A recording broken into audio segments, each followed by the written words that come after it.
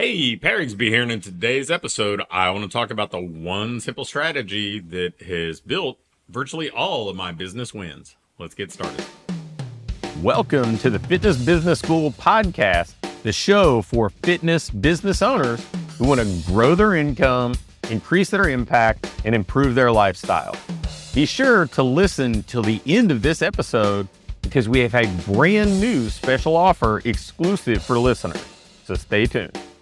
So it's been about 20 years that I've been a business owner, and there's been basically one general kind of strategy or framework that I've leaned on throughout.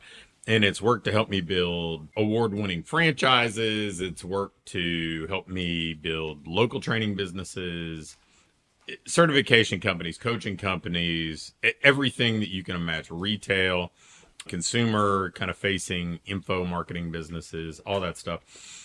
And frankly, it's worked for smaller businesses that were in that six-figure range, all the way up to consulting clients that had nine-figure businesses. And it is something that, frankly, I don't see a lot of. So I'm going to walk you through it today. I'm going to basically give you the blueprint, and I'm going to say this preemptively.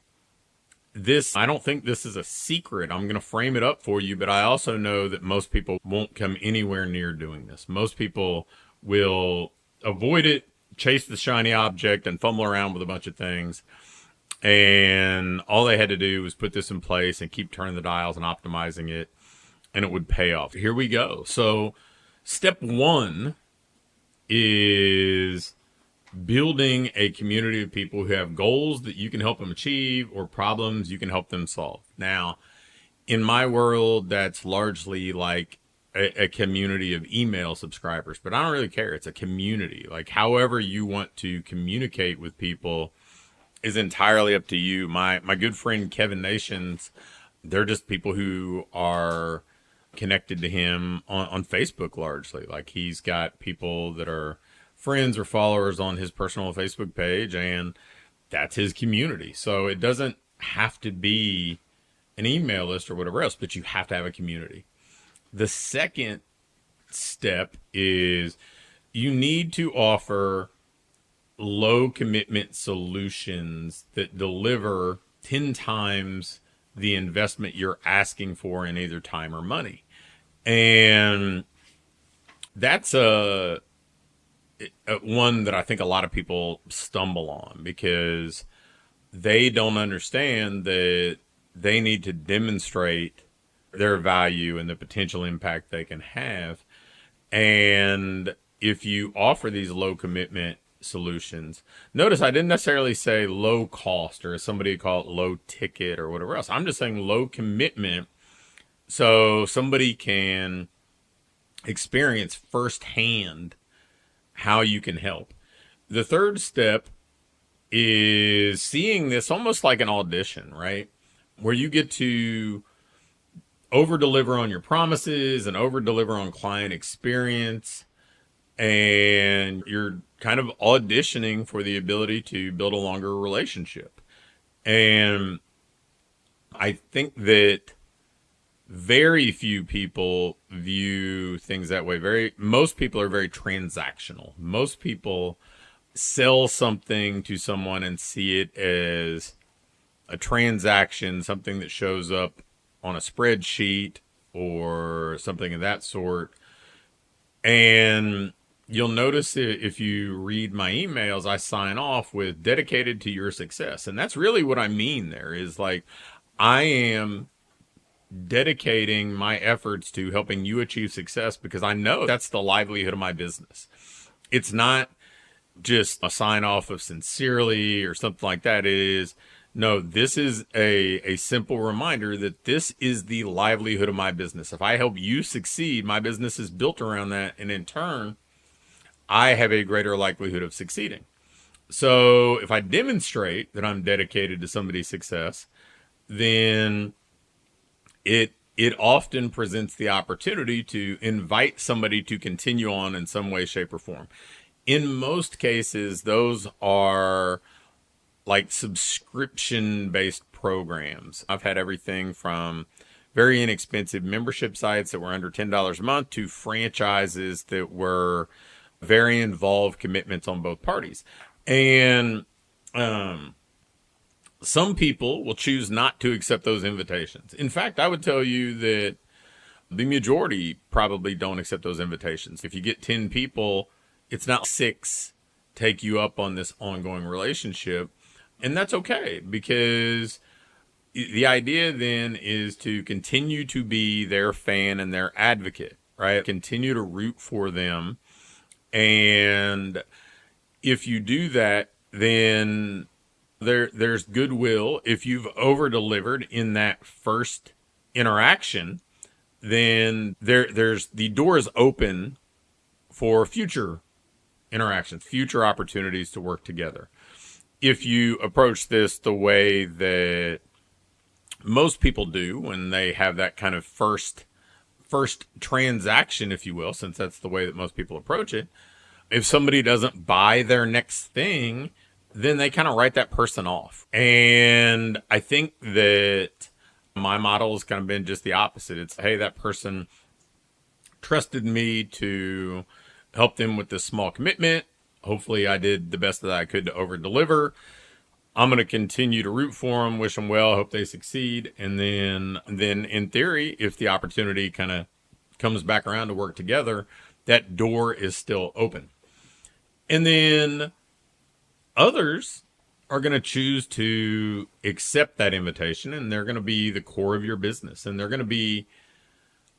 going to be our responsibility, or in my case, it's my responsibility to help them achieve their goals. It is a partnership at that point, not necessarily a legally binding partnership, but an understood partnership. That's why they're investing to work together. Is I'm going to provide my experience, my expertise, my direction, hopefully maybe a different viewpoint that simplifies the path to where they want to go. If I have tools or resources at my disposal, I'm going to help them with those. And we're going to collaborate. Now, notice I said it's a partnership. That doesn't mean I'm going to go do it for them. And the nature of business that I have, for the most part, it requires the person I'm partnering with to hold up their end of the bargain. But it is a partnership, and they understand that this one strategy, this is what things have revolved around. They understand that, hey, I'm on their team. It's not just that they're on my team. And honestly, I'm not even telling you I think this is why. I know, because I've had these conversations. It's why I've had a number of clients who've been around for more than a decade.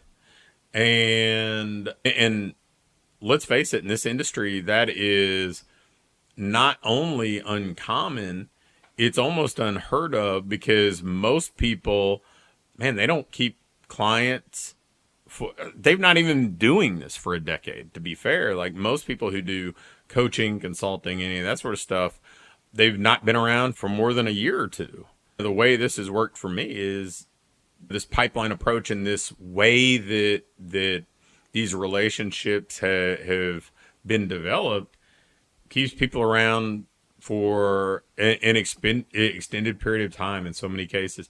And it's also why plenty of former clients return for coaching or consulting or guidance. I get some sort of outreach about it every week or two.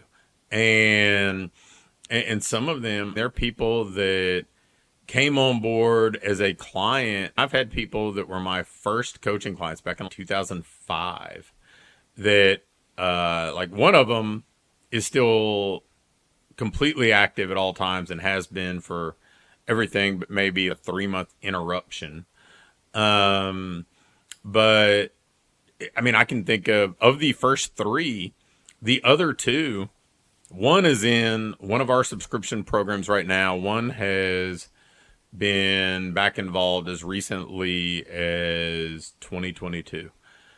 And let's face it, in 2005, I didn't have the same set of experiences, didn't have the same type of knowledge, the same resources.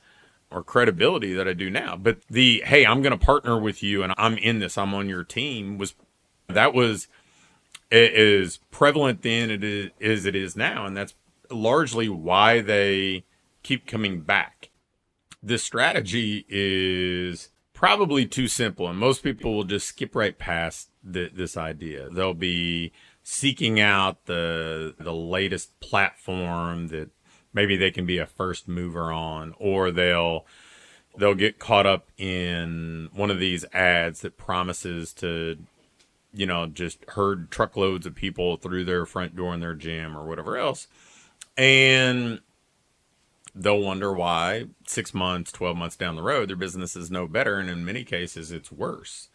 And it's because there wasn't something they could build around. There wasn't something sustainable and consistent. And that's okay. Frankly, the answer here is that's probably not just okay. It's great, because it's a competitive advantage then if you do it. If you do something that's durable and sustainable, everybody else is grasping at straws, then you keep making progress and that progress compounds. Everybody else is just trying to hold serve. And what's great about this, I think, also is you get to build around your strengths. You get to lean into who you are, the type of business you want to run, the way that you best communicate, and build something that you actually enjoy owning. So hopefully this type of pipeline approach, I call it my ideal business pipeline, it appeals to you. And if it does, shoot me a message at pat@patrigsby.com and tell me how you're going to use it. Tell me how you're going to build it. I would love to watch you build it. And frankly, if I can help you build it, let me know. I'd be happy to discuss it and see if there's something I can do to support you along the way. But either way, I'm not suggesting you need me to help you build it. You just have to decide that you want to use it and commit to it. And if you do, I can almost certainly assure you that you'll enjoy the rewards.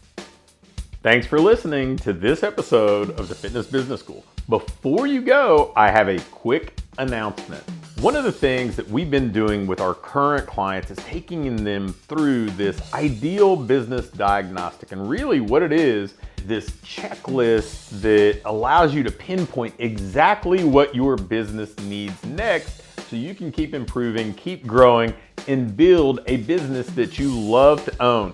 One that pays you well, one that allows you to have the impact you want to have, and one that allows you to have a lifestyle that you truly enjoy.